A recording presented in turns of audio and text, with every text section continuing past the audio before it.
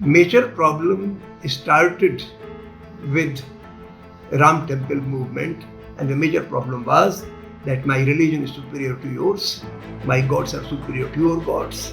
इन्हीं के खून के प्यासे हैं ये जुल्मी सारे, जात नस्लों व मजहब के जुनूनी सारे, जात नस्लों व मजहब के जुनूनी सारे.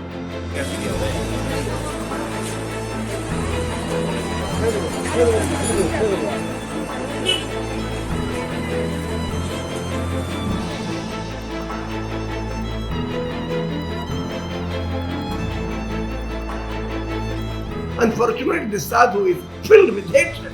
This hatred emanating from a religious head.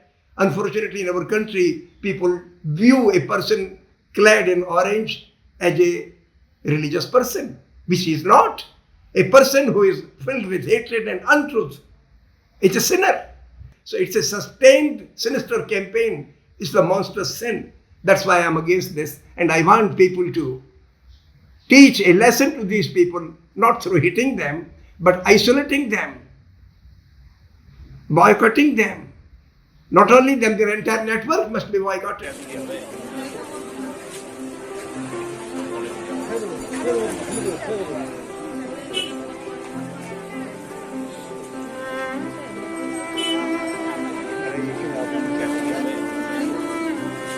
It was 1989 that proved to be a very turning point in my life, when I learned about the massive violence or riots in Bhagalpur, Bihar, and also a storm created in the name of Ram Temple. The Ramchila Pujan campaign was going on in the country. I was in America at that time. I realized that the prejudices have reached a peak in our country. So I decided in 1989 that I will spend a significant amount of my efforts and time in combating, or rather liberating people from prejudice or religious hatred.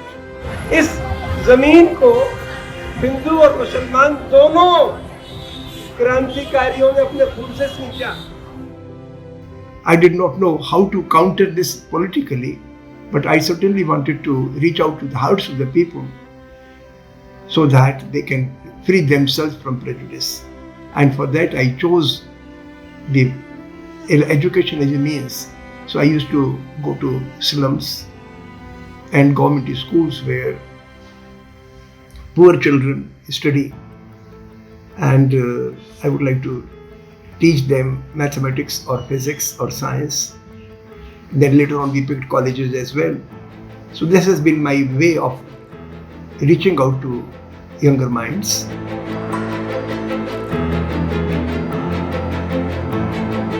So it was the month of March. I made a visit along with Dr. A.K. Sharma to Gothra. And then we realized that under tense situations, under very hostile situations, how to argue with people. When people are not willing to listen, their tempers are very high. I went to the relief camp in Lunawada. And then I realized that even after suffering so much devastation, people had lost truthfulness. They will not aggressive, they will not exaggerate their suffering. Whatever they had lost, if there were 22 people, 27 people killed, no one mentioned to me that more than 27 had been killed. If 157 families' homes were burnt, the number given to me was the same. So I think they did not exaggerate their devastation.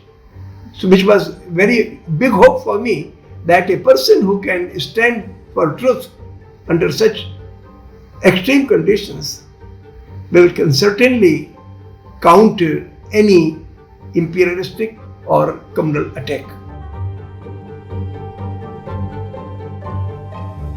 During the pandemic, my physical gatherings had ceased. I am unable to go to, because most of the universities are closed, schools are closed, so I am unable to hold workshops or give lectures. So that is a major limitation. Fortunately, some of the colleges like Jamia Millia Islamia Education Department organized my talk. Similarly, some friends from Lucknow organized my talk online through Zoom. Normally, when I have a flyer campaign, a few friends will join me, but now I have to go alone. And still, I continue my flyer campaign at a little subdued level. हुकूमतों के ये sir को झुकाने वाले हैं, कभी तो भोर भी होगी स्याह रातों की